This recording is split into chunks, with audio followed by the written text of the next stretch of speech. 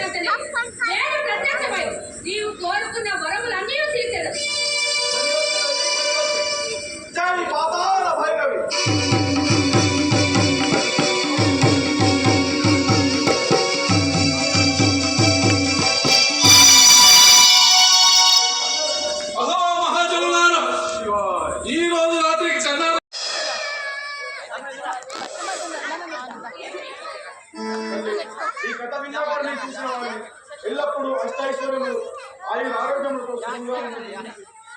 ఈ పవిత్రమైన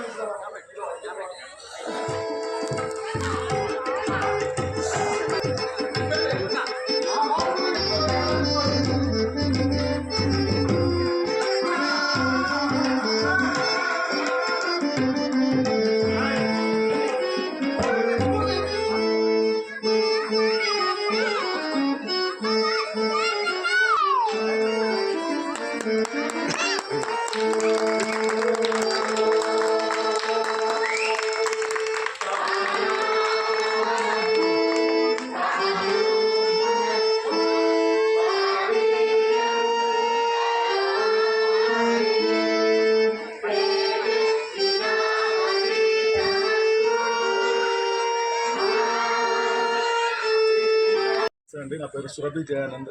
Surabhi drama theatre సంస్థ. సురభి 140 సంవత్సరాల చరిత్ర కలిగినటువంటి కుటుంబ నాటక వ్యవస్థ. 1885వ సంవత్సరంలో తోలుబొమ్మలాటతో మొదలైన సురభి ప్రస్థానం.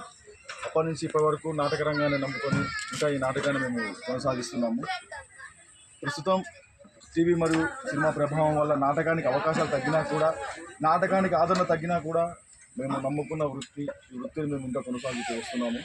అందులో భాగంగా ప్రతి ఇయర్ సంక్రాంతి సంబరాల్లో భాగంగా మన శిల్పారామంలో సురభి నాటకాలు ప్రదర్శిస్తూ వస్తున్నాము. గత సంవత్సరం మాయాబజార్ నాటకాన్ని మేము ప్రదర్శించడం జరిగింది. ఈ సంవత్సరం కూడా ఖచ్చితంగా ఒక ప్రాచీన కళ సురభి నాటకం ఉండాలని చెప్పి శిల్పారామం పెద్దలు సురభి నాటకాన్ని ఈసారి జై పాతాళ భైరవి జానపద నాటకాన్ని ఇక్కడ ప్రదర్శించడానికి అవకాశం కల్పించారు. ఇలాంటి కళలు కనుమరుగవుతున్న సమయంలో కళలను ప్రోత్సహించడంలో శిల్పారామం ఎప్పుడు ముందుంటుంది. శిల్పారామానికి ఎల్లప్పుడూ సురభి డ్రామా థియేటర్ సంస్థ అనేది కృతజ్ఞతగా ఉంటుంది. ఎందుకంటే వాళ్ళు ఎప్పుడు మాకు నాటక అవకాశాలు లేకపోయినా వారే మమ్మల్ని ప్రోత్సహిస్తూ మమ్మల్ని ముందుకు నడిపిస్తున్నారు. ఇప్పటివరకు జై పాతాళ భైరవి నాటకాన్ని దాదాపు చాలామంది ప్రేక్షకులు వీక్షించారు. నాటకం జరుగుతున్నంతసేపు ప్రేక్షకులందరూ వీక్షించి వారి చప్పట్లతో మమ్మల్ని ప్రోత్సహించడం జరిగింది. ఈ సంవత్సరం లాగానే ప్రతి సంవత్సరం కూడా సురభి నాటకానికి అవకాశం కల్పించాలని కోరుతూ ధన్యవాదాలు. రేపు నాటకం అంటే ఖచ్చితంగా 35 నుంచి 40 మంది కళాకారులు, ఒక్కోసారి 50 మంది కళాకారులు ఉంటారండి. రేపు ఈరోజు మనం మాదాపూర్ శిల్పారామంలో ఈ జైపాతాళ భైరవి నాటకాన్ని ప్రదర్శించడం జరిగింది. రేపు మాయాబజార్ నాటకము మన ఉప్పల్ శిల్పారామంలో మేము ప్రదర్శించబోతున్నాము. ఆ నాటకానికి కూడా దాదాపు 40 నుంచి 50 మంది కళాకారులు ఆ నాటకంలో పాల్గొంటారు. సురభి అంటే గుర్తింపు తెచ్చిన నాటకాల్లో మొదటి స్థానం ఉంది మాయాబజార్ నాటకం. ఆ నాటకాన్ని మేము రేపు ఉప్పల్ శిల్పారామంలో ప్రదర్శించబోతున్నాము. దయచేసి ప్రతి ఒక్క ప్రేక్షకులు మీ వీలు చూసుకొని సురభి నాటకాన్ని చూడడానికి వచ్చి మిమ్మల్ని చూడాలని కోరుతున్నాము. ధన్యవాదాలు.